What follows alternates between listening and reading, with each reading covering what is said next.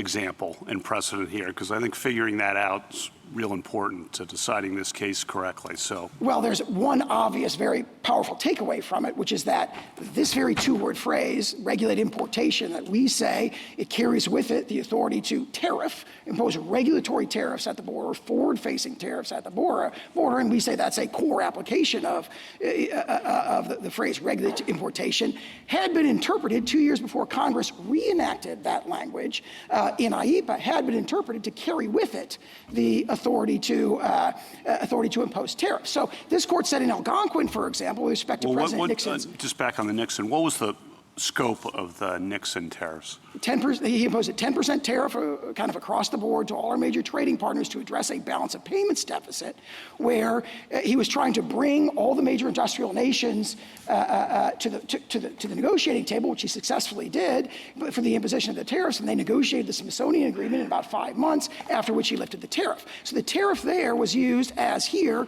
in part as leverage to get our trading partners to the negotiating table, and it was subsequently upheld by the Federal Circuit, the CCPA, its Federal Circuit's predecessor that had exclusive jurisdiction over that question, to include the power to tariff. And then 2 years later, Congress took that same phrase and reenacted it in IEPA after carefully studying the problem of presidential emergency powers and being deeply concerned about, excessive or abusive exercise of that power. So that whole sort of process gives sort of strong sort of confirmation that this phrase, regulate importation, carries with it the power to tariff. Now, of course, that's not our leading argument. Our lead argument on interpretation is there's a pedigree, historical pedigree of regulating imports specifically, where the power to tariff is just the sort of a core application of that, a quintessential exercise of that power. That goes back to Gibbons against Ogden and Justice Story's treatise and runs all the way through cases like McGoldrick and Board of Trustees of Illinois. Sauer, can I